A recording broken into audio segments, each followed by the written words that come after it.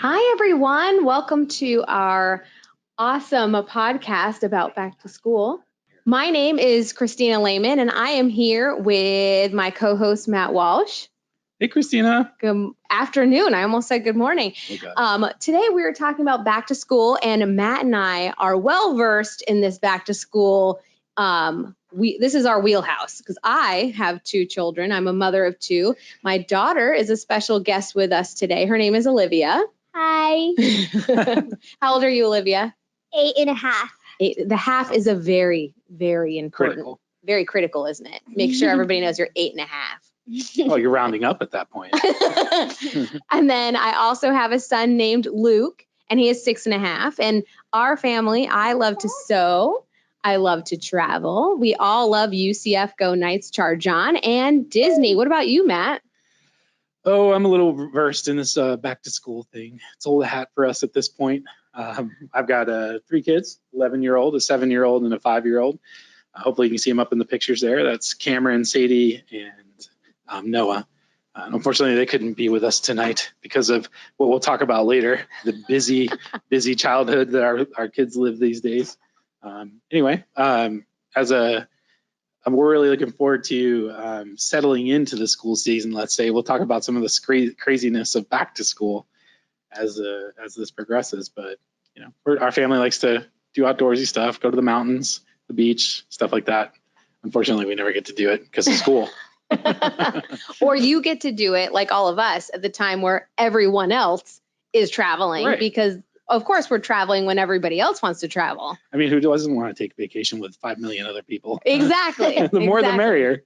You just looking at the slide, you've got 2 big years this year. You have a daughter, your oldest, starting middle school. Yes, ma'am. That's huge. And then your youngest started kindergarten. This is a big year in the Walsh family. Yeah. So how did that go?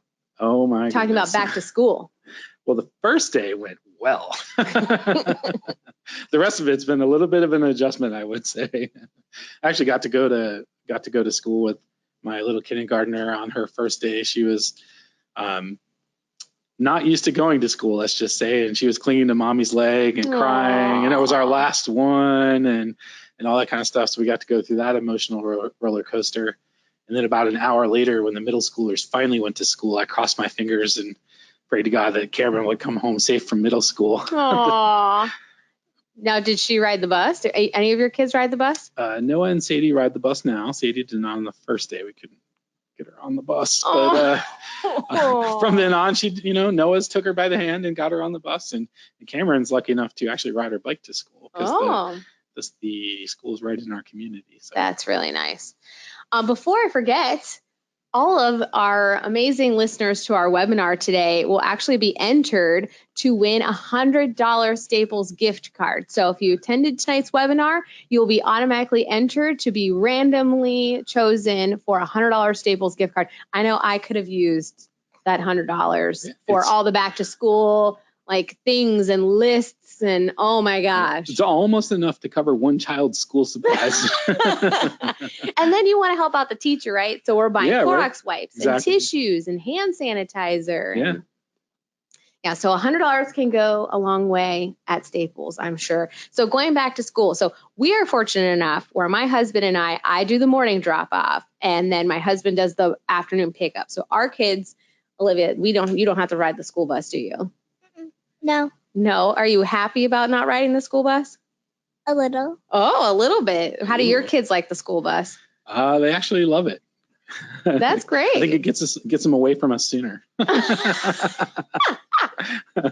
I wish we're close enough to our school that the kids could ride to school, like ride the bike, but we have a really scary, very scary road in front of us, so we don't attempt to do that. But that's really cool that Cameron gets to ride her bike to school. Yeah, it's awesome. It was her first thing she came to grips with this summer where she was starting to dream about exercising her independence. What? I get to ride to school and you're not going to follow me? And I'm going to be 2 miles away, Dad. Aww. So summer's over, obviously. We're 2.5 weeks into back to school. Olivia, we're back in the grind, right? We're back to our schedules. I, at the Lehman household, because of my husband's crazy schedule, he has to be up and at work by 2 a.m. So I'm in charge of morning routine, right, Olivia? Yep. And evening routine. What? Yes. So what kinds of things do we do, Olivia, to make sure that we're on time for school? We change, and we. That's a good start. We also take baths and get our books so we can read, and we also brush our teeth. You hear that, And dentist? Go go to the the bathroom. bathroom. Yes. Thank you for sharing. That was a very important part. I'm glad that she shared. And you washed your hands after, right? Yep. Wash. Yes, wash your hands. So for my sanity, we have checklists. We have a morning checklist and an evening checklist, and they have a certain amount of time to finish the nighttime checklist and a certain amount of time to finish the morning checklist. And things include like your lunchbox, your water bottle, brushing your teeth, putting on your uniform, and things like that. And then they're responsible. Like the other day, what did you forget at home the other day, Olivia? My lunchbox. Your lunchbox. Mm-hmm. So what happened? Did mommy turn around? No. She was going to be late for the sunrail. Yeah, I got to ride the sunrail to work on Monday. I know. So It was the coolest. Your house sounds like the complete opposite of our house. Okay, I hope so my wife is not listening. So how do you guys like run your ship? About the same way I ran preparation for this webinar. It's very much fly by the seat of our pants, I think. Our organization stops with the alarm clock going off. And then it starts again once the kids get on the bus. Anyway, it's more like, Noah, did you get dressed? Get your butt dressed. Cameron, did you eat your breakfast? Blah, something out of a TV show. So what kinds of things are your kids responsible for in the morning? They all dress themselves. Okay. Olivia will be relieved to know that they all also go to the bathroom and brush their teeth. Good. We're on the right track there. I hope. At least they tell us they brush their teeth. I mean, we may be exercising a little too much independence there. Anyway, they brush their teeth. Cameron packs her own lunch, and the two younger ones, we're lucky just to get them to eat breakfast and not mess up the clothes they put on already.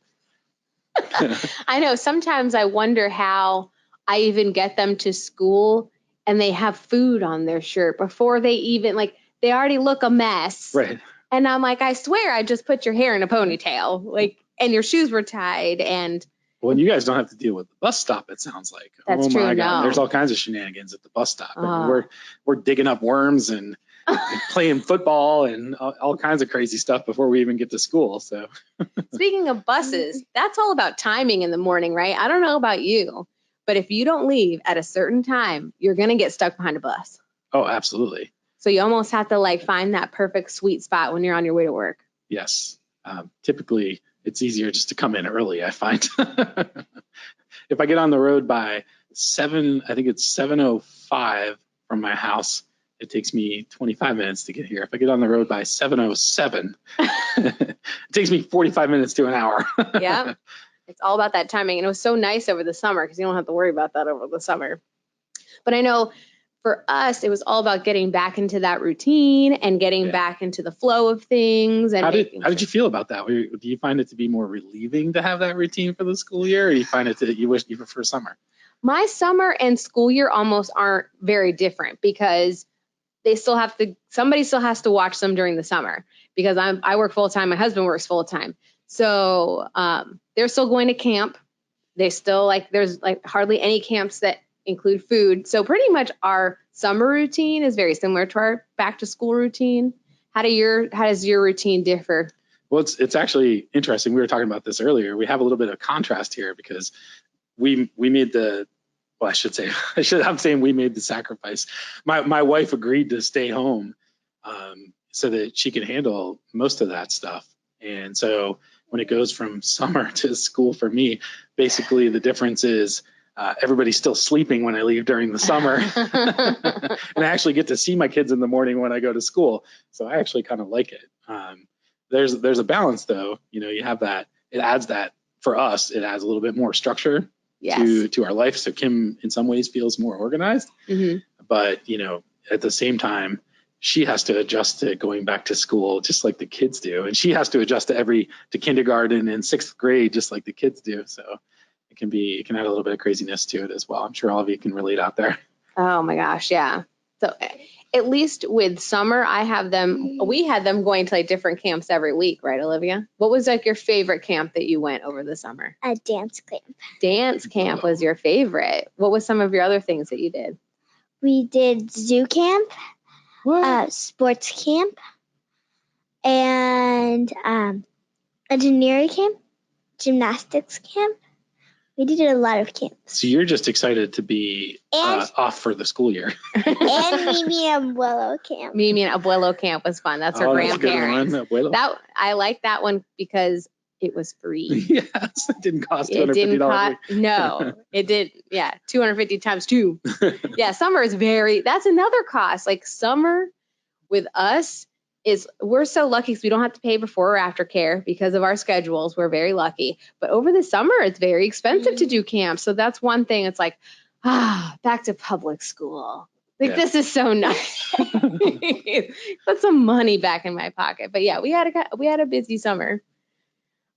And then going back to that routine also includes like, you want to be, and I know your wife is very fortunate to be staying at home. So she doesn't have, she has a lot of opportunity to volunteer at school. And what are all the fun things that your wife gets to do? Well, actually, you can get a little too involved if you want to. That's true. Because every one of these things that you get involved in, there's different levels there's depth to the volunteering that you can do. It can become a full-time job if you really wanted to. Anyway, but we are, she is fortunate. We are fortunate that she can get a little bit more involved in the school. I don't think we take it to the extreme, but she gets involved in the PTA to try and support the teachers and do what she can there. She mostly, though, is a taxi driver, for all those after school activities. That's the biggest thing. I mean, when you look at the obviously we work for a credit union, so we talk about money on occasion, but you look at the expense of childcare and versus, what the person that would be staying home is earning from an income standpoint. And then you throw on all the extra stuff on top of it and throw in a little, when we talk about her going back to work, because everybody's in school now, it's like, do we really want to give up the convenience of that? Sure. Everybody we know that has both people in the family working has more disposable income than we do. Yeah. But at the same time, are we willing to give up that flexibility where, when she gets home, where we have to figure out those schedules, because we were talking about activities earlier, and some of that stuff you can't control what time it starts. So you start an activity and it's 4:30 in the afternoon is the first practice. It's like who can get their kids to practice at 4:30 in the afternoon? Amen. Amen. There's like a class that that Luke wanted to take, and it started at 3:45. I'm like, who gets their kid to XYZ at 3:45? Like, exactly. I don't know. Or camps over the summer that start at 9. Yeah. I'm like, I have to be at work at 8. Yep. I don't understand. The earliest drop off is 8:45. Yes. And then you have to pay like $30. That 15 minutes you have to pay extra. Right, exactly. But back to getting involved in school, Kim's lucky enough to do it, but you can be as involved as you want to be. And they need the help, honestly. I mean, there's things like, obviously we were talking about school supplies and we talk about gift for teaching, but, there's things like we have friends in the neighborhood that volunteer as like super scientists in the school.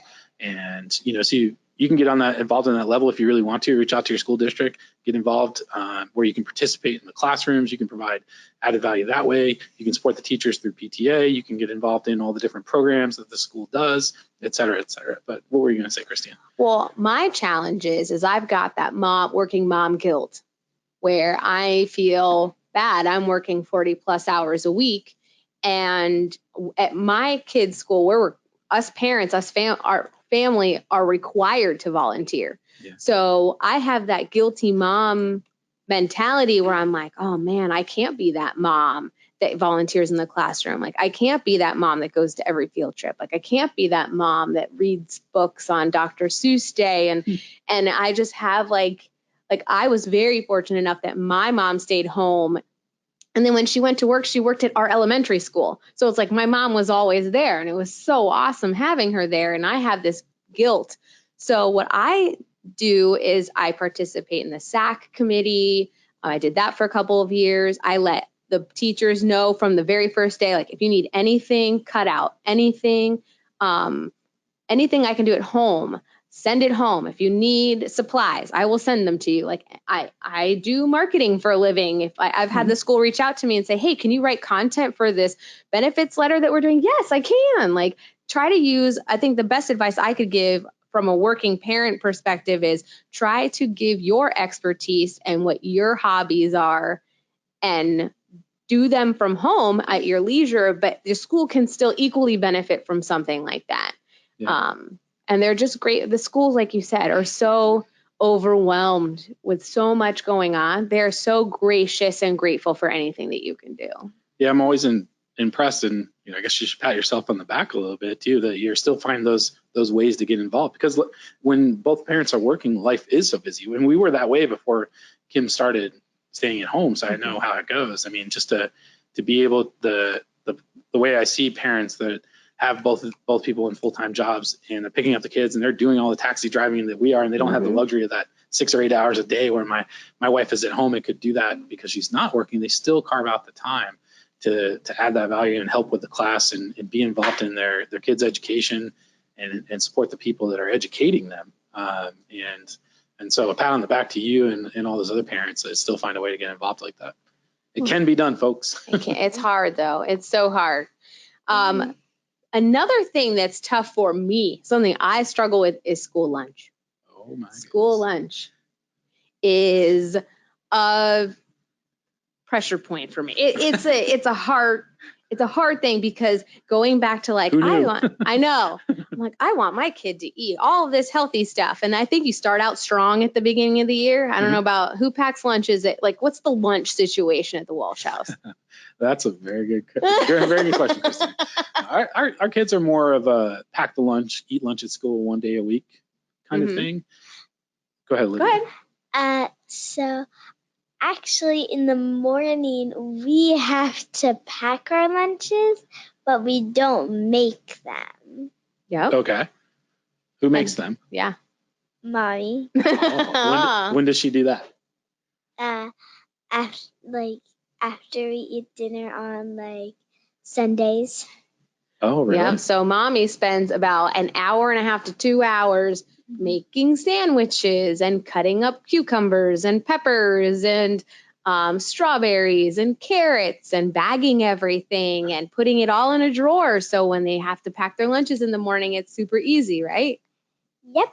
And also yummy peppers and yummy strawberries. Oh my gosh, I wish my kids would talk like that. Now, let me ask you a very important question, Olivia. I hope everyone can see the screen here. Are your sandwiches heart-shaped like this one? No. Oh, hey, I thought we were friends, Matt. Jeez, way to throw me on the bus. Man. Look, your kid just got really excited about eating peppers. I think you're good. She also loves seaweed. Nice. Thanks to seaweed. But that's the other thing. So like we pack lunches, and then they also are required to bring a snack and also a water bottle, and the snack has to have their name on it. So like all of this has to like happen in the morning, and then 2 days a week, right? We allow you guys to buy lunch 2 days a week. Yep. 2 days. 2 days. Jeez. Tell me the day. I guess you got both parents working in that house. Well, we'll talk about your daughter's lunch spending habits in a second. What's the one day that you absolutely will not miss at lunch at school? Wednesday. And what day is that? Pizza day. Oh my goodness. Of course, pizza day. They still have pizza day at school? Yep. Oh. So what'd you have today? Pizza, cheese or pepperoni? Cheese. Cheese. Nice. Very good. So that is like a pain point for me because although it takes me that long in the morning, like on Sunday evening, because we do our grocery shopping Sunday evening, or it's like on Sunday, it makes it my life like I'm doing all the work in the front end because at least I put it in the drawer in the refrigerator, and in the morning on Monday the kids are bagging it up. They know they need 2 of this. They need at least 1 fresh thing and 1 thing with like carbs or whatever, and then a sandwich, and then I do their water bottle. So I feel like it's beneficial doing all that on the front end for us. I 100% agree. I mean, I think also not only is it beneficial with you doing it on the front end because you don't have to take the time during the week to slice fresh vegetables because who can do that in the morning? No. So your kids get a healthier choice that's not prepackaged and everything else.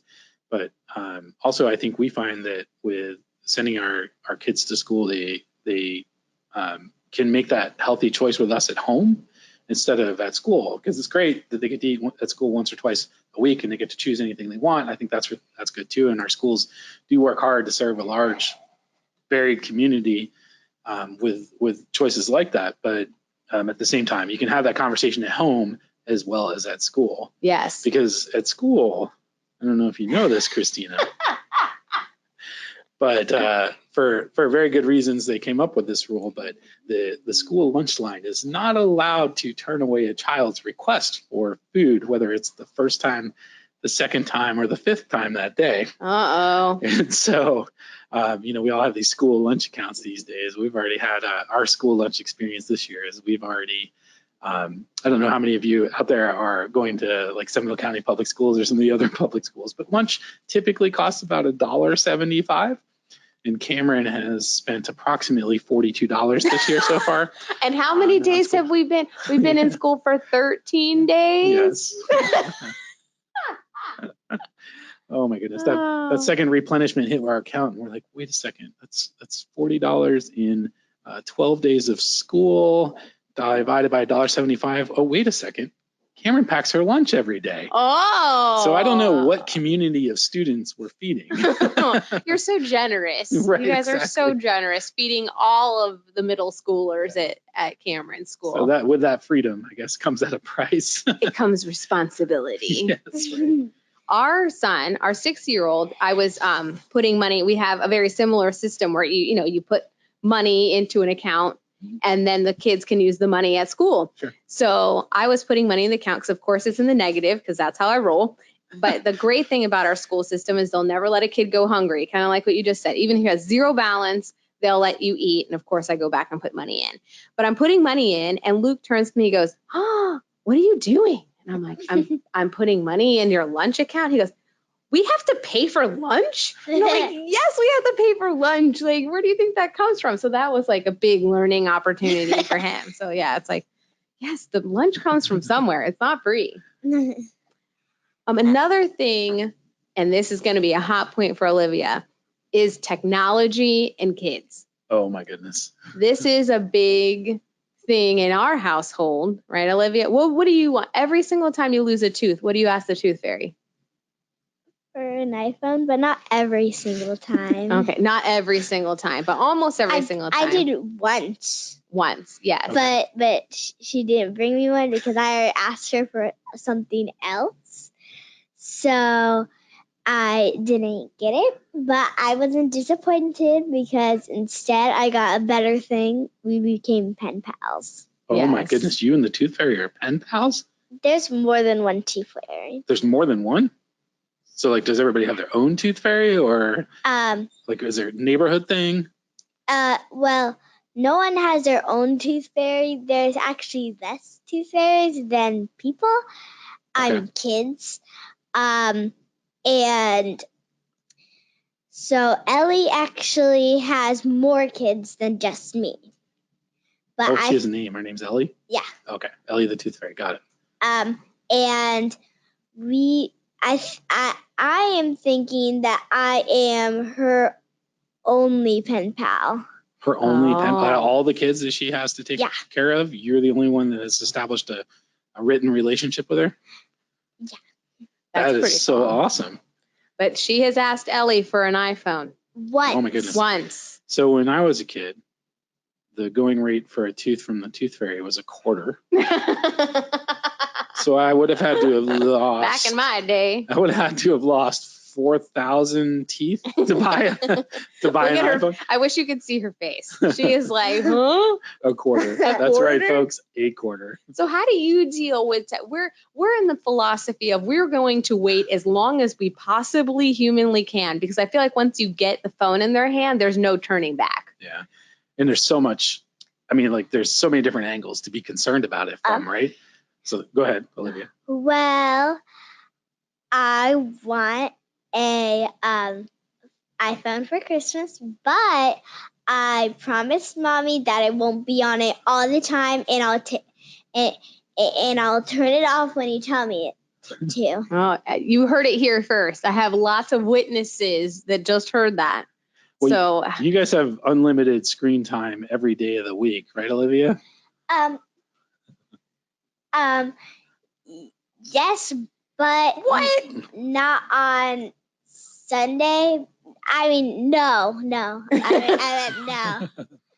Because we can't have technology during school.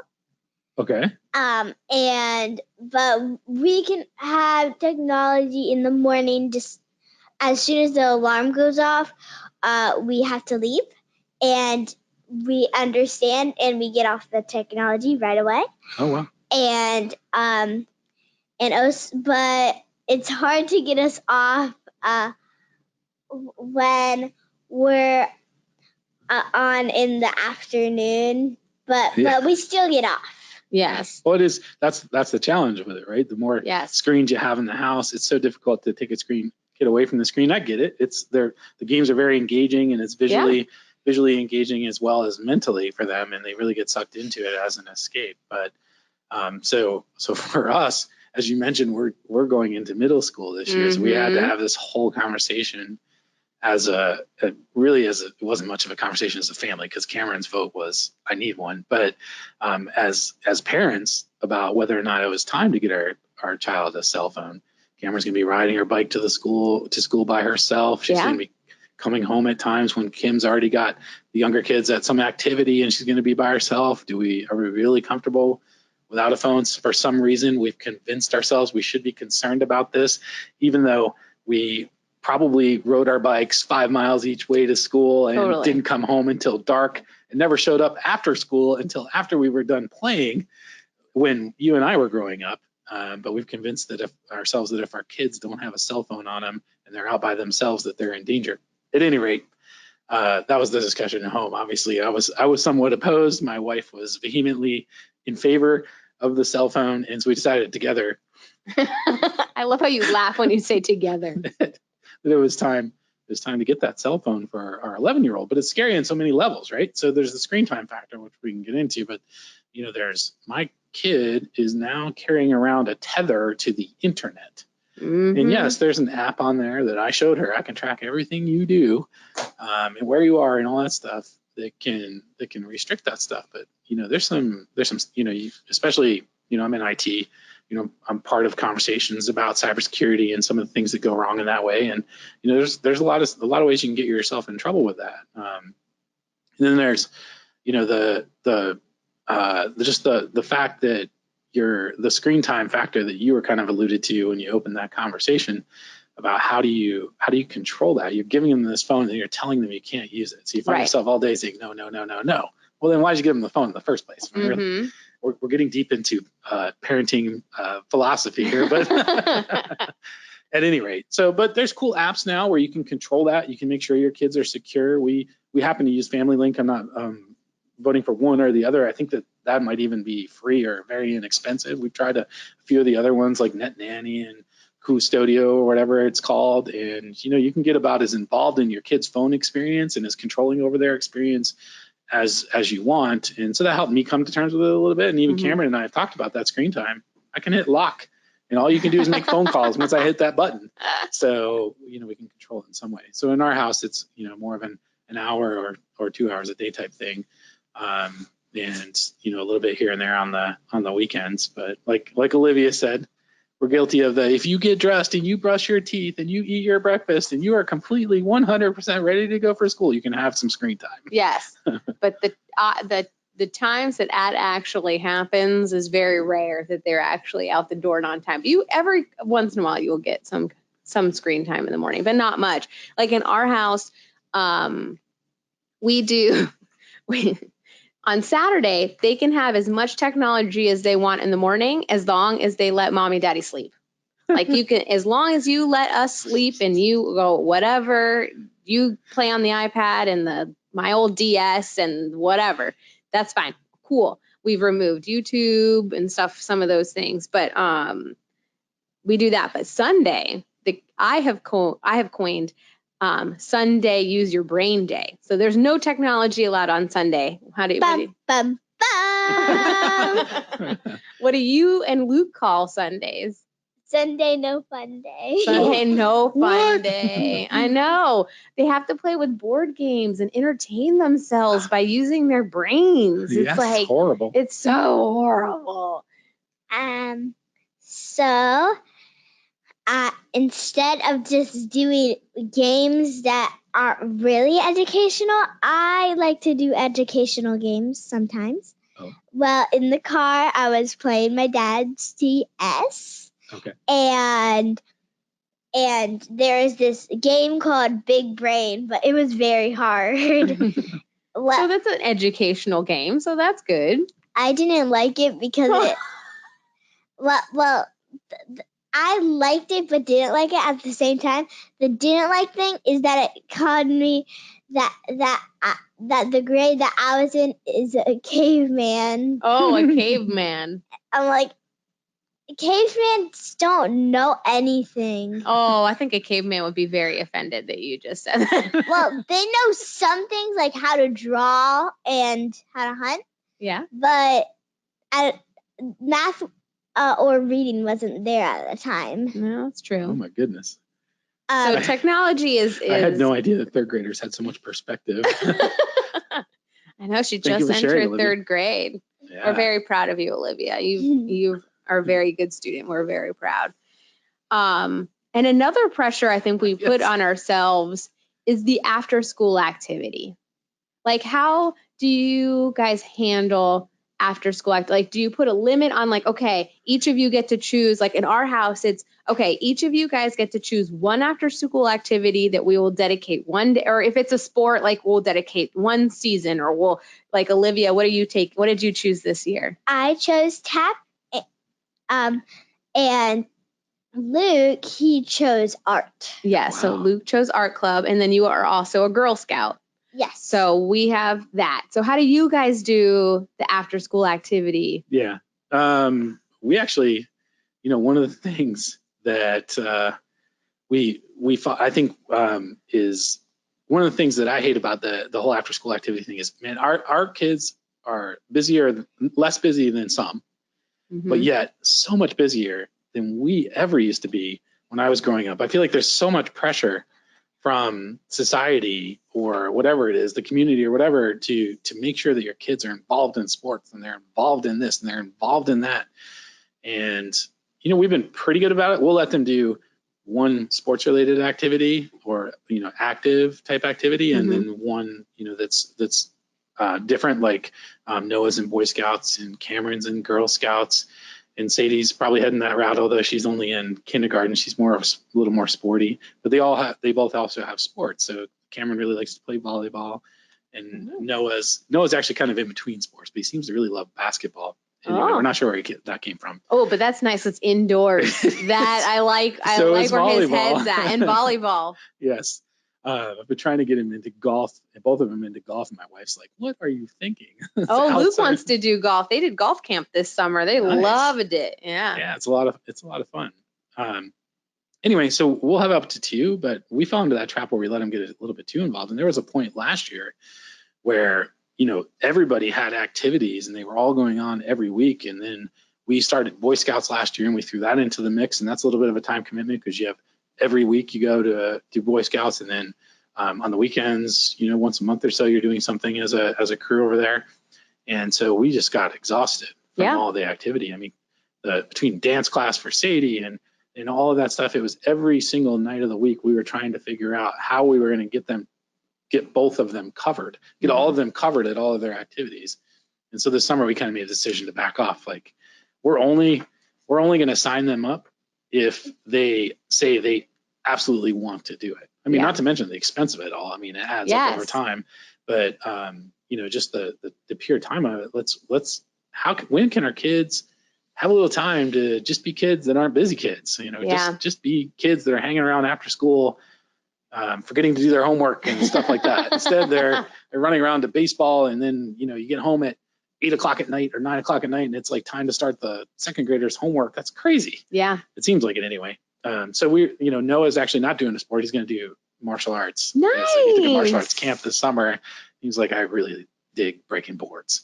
And so Nice. we said we can continue that. And he's still doing Boy Scouts. And for some, we said we're not going to get as involved this year, but yet we have Cameron in Girl Scouts and Cameron in volleyball and Sadie in dance. Girl, And you have 3. So Yeah. you guys are outnumbered. Absolutely. Like your adult to child ratio, that's a tough break. Not anywhere near.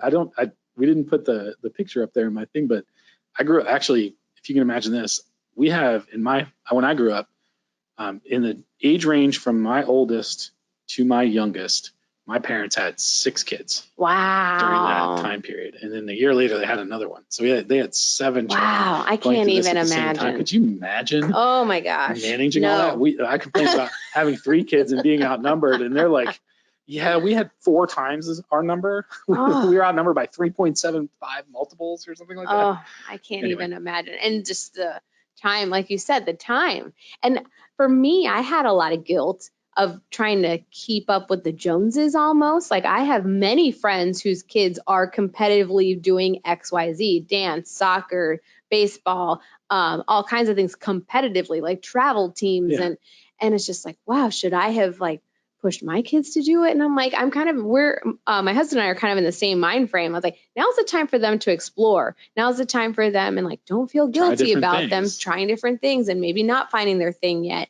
And, for us, like Friday is sacred. Like we don't do anything on Friday. Like, I don't know about you. I'm exhausted. Like Friday, I'm done, like from the week. So we don't do any activities on Friday.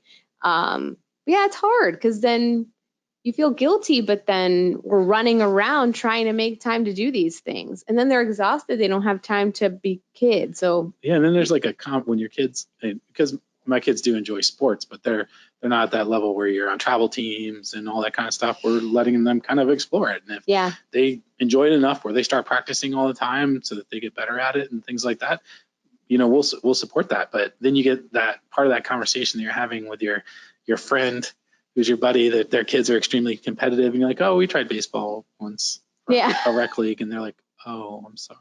It's like, really? Am I supposed to feel bad about that because my kid's not in sports 5 days a week? I know. So I have to I think it's really important to find like your tribe of parents. You know what I mean? Like we have a really strong, committed tribe. We're like, I know I can go to them and we're kind of all in the same type of parenting style. So we're like, it's okay that it's okay that we refuse to do anything on Friday or, I think that's really important to have a support group. Sure. A parent support group. Totally agree.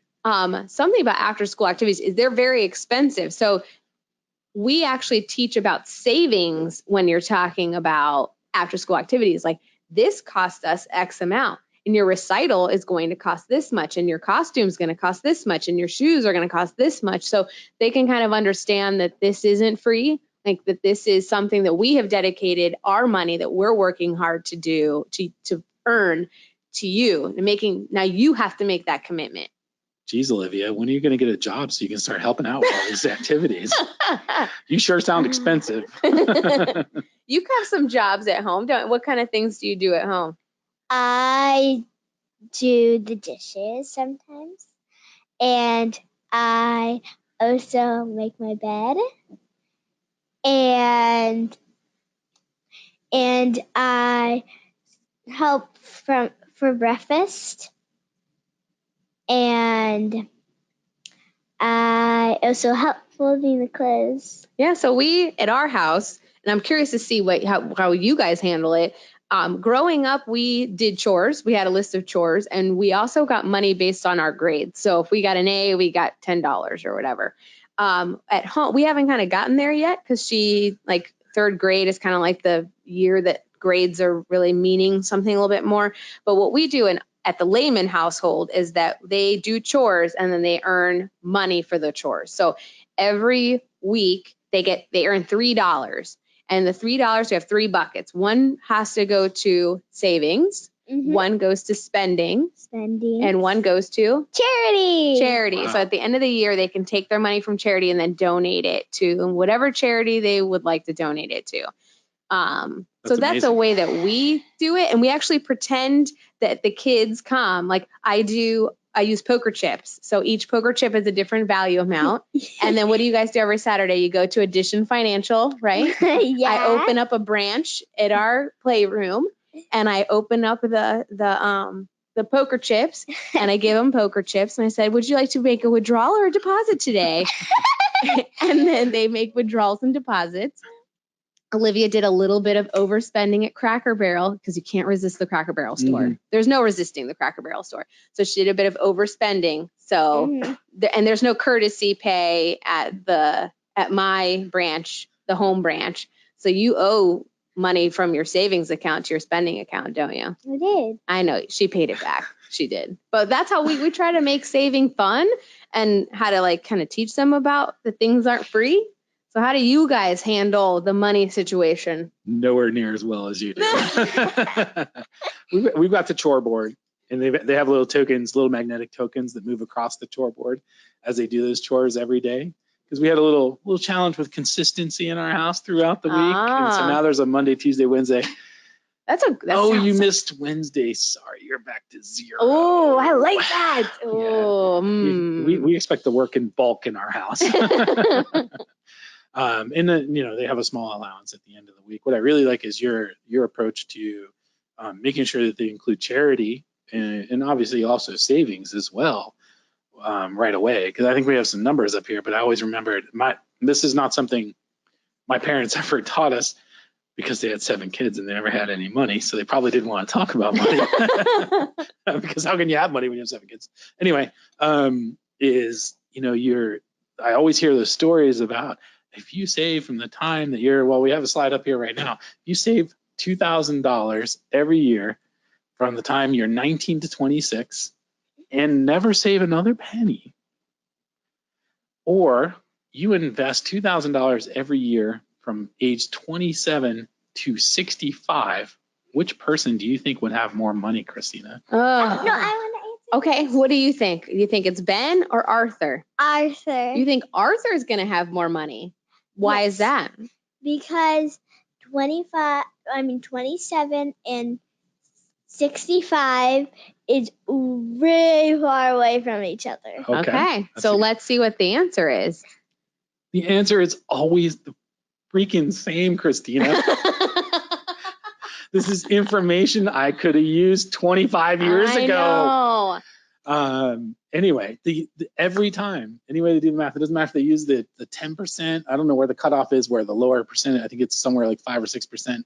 But anyway, anytime they do this calculation, the person who saved from the time that they were in that 10-year period when they were younger, and that person that started at the end of that period and saved the rest of their life, the person that saved for only 10 years always has more money.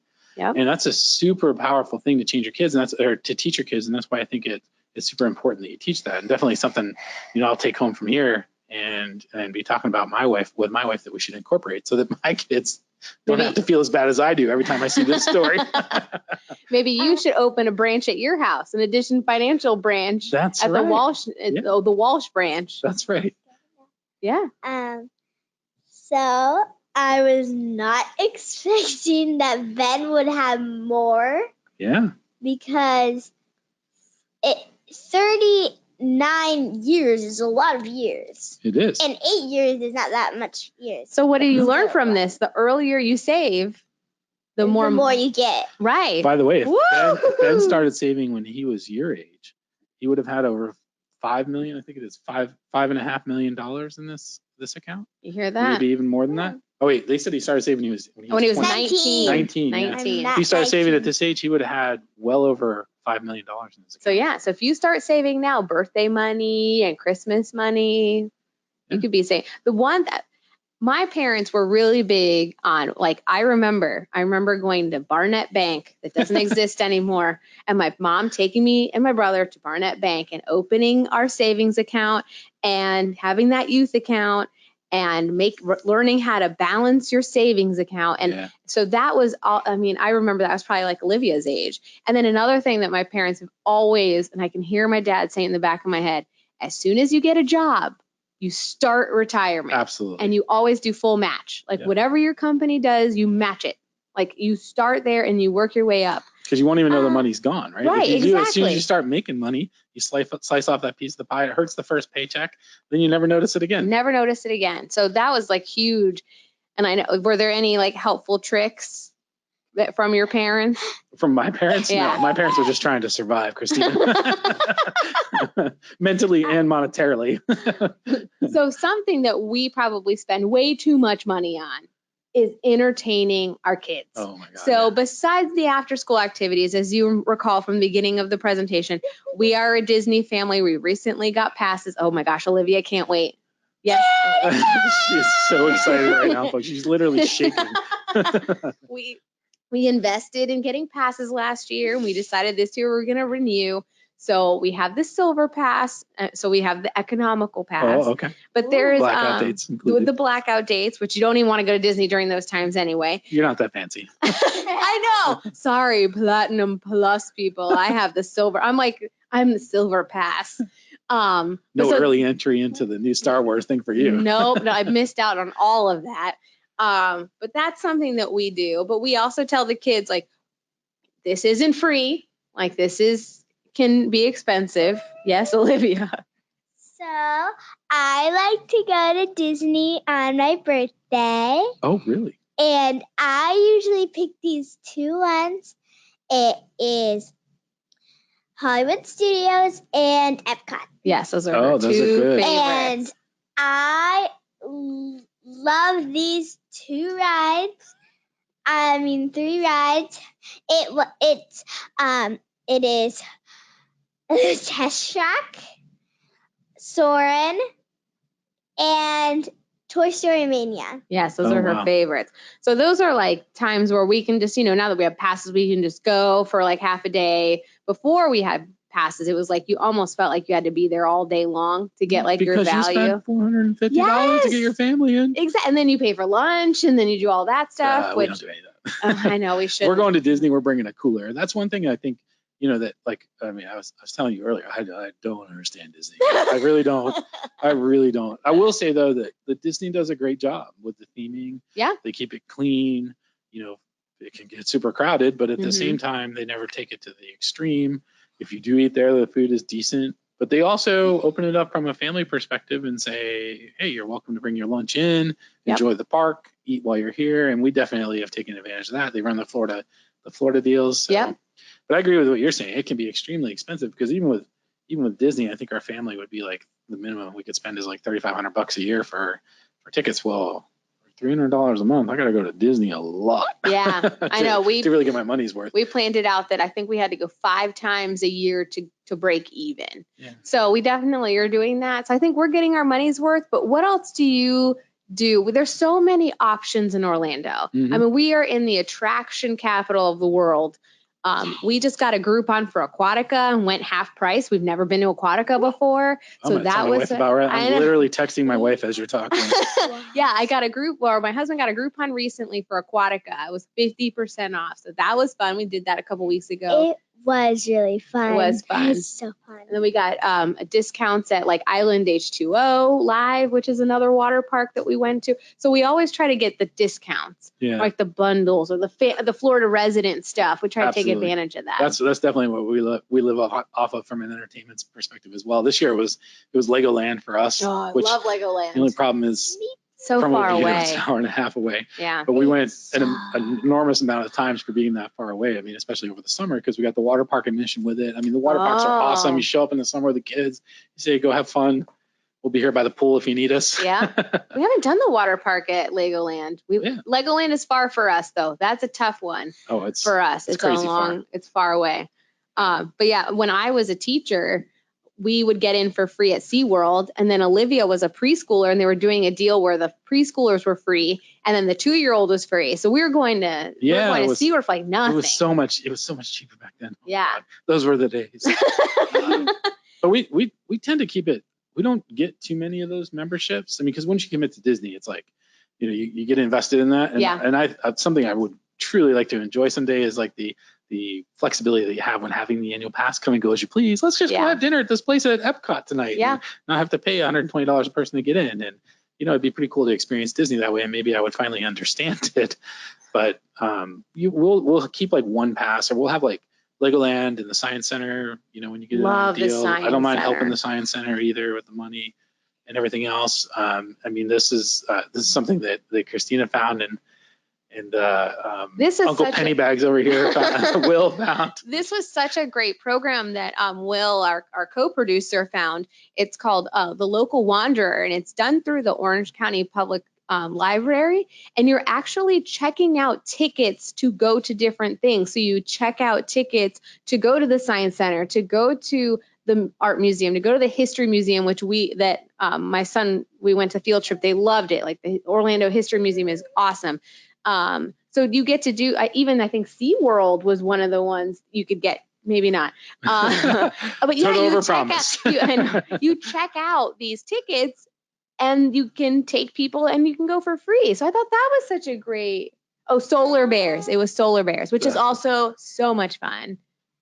I went to the Solar Bears too, and on a field trip when I was in 2nd grade, and that was very fun. The Solar Bears one, and also I love the Science Center. It's so fun. There's an orange factory place in it, and I love going there.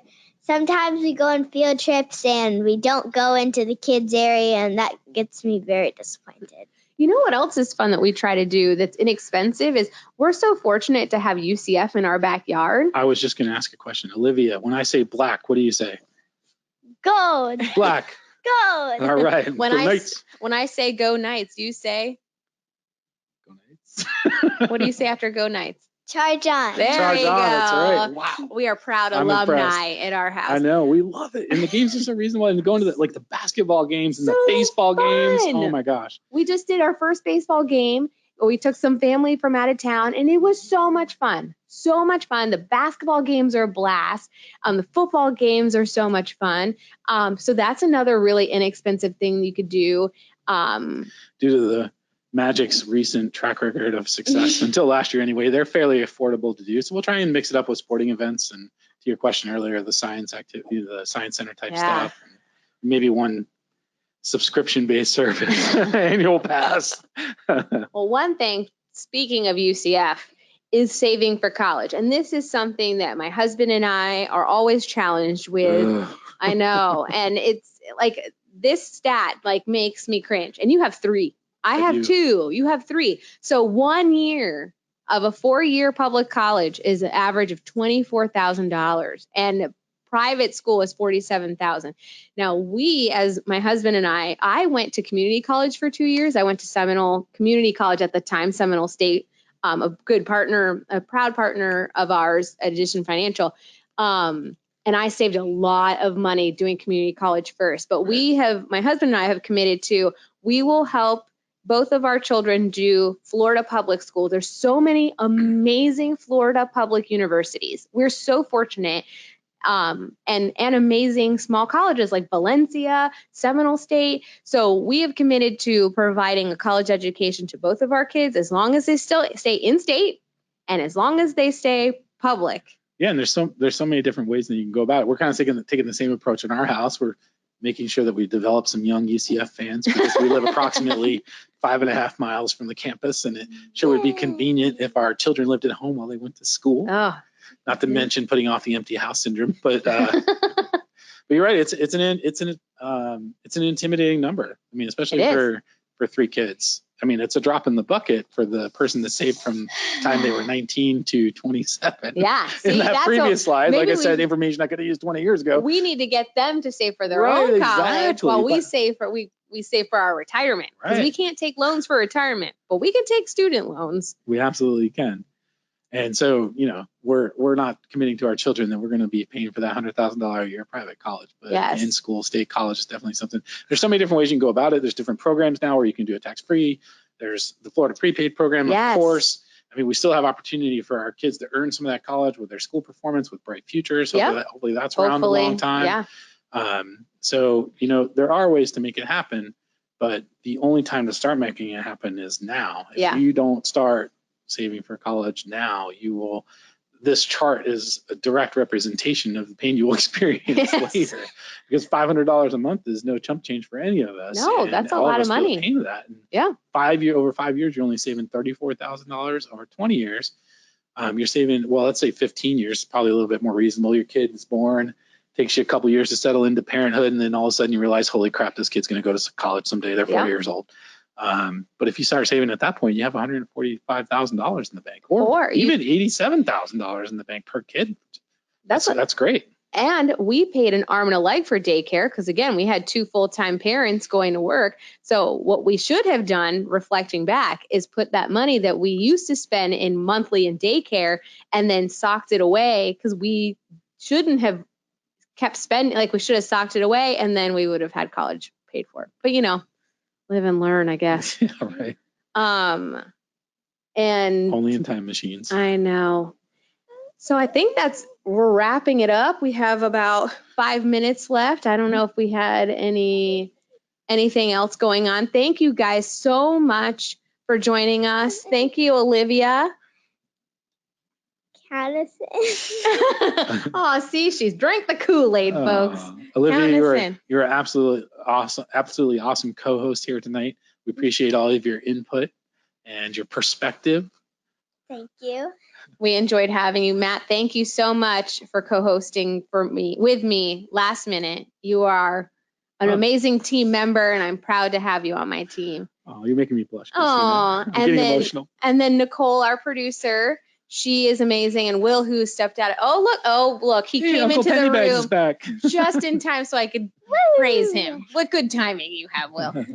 So thank you for our producers for helping us put this together. At Addition Financial, we do these fun webinars once a month. So keep an eye out on the different things that we have. And then we still have the opportunity. Everybody that joined us today will randomly select one of you to win that $100 gift card to Staples. These are all ways that you can stay connected with us. We have a Facebook, Twitter, Instagram, LinkedIn, website. And also Gmail. No Gmail. No Gmail. Why is there a thing right there? Oh, that's our email address. Oh, yeah. So you could email us at info@additionfi.com. You follow us on any of the social media platforms. We'd love to hear from you. And also, we'd love to hear your feedback if you enjoyed our conversation today. If you feel our pain of back to school and the parent life, scan the QR code or go to the website. You'll actually be receiving an email with the link to this webinar, and there'll also be a survey. So we would love to hear your thoughts. If you like this format, if you enjoyed the information we gave you today, thank you so much for tuning in. Nicole, is there anything I left off? You got it all. Man, it's like I do this for a living. Thank you so much to everyone that tuned in, and have a great evening. Olivia, say hi to Ellie for me, the Tooth Fairy. Hi. I want to be in your next letter to her. Oh yeah, you should write to Ellie about your first webinar. Okay. Olivia, what do you want to be when you want to grow up? A voice actress. A voice actress. So we'll see. This was her first. You did a very great job. This is a good start. I totally 100% agree. All right, guys. Thank you so much. Good night.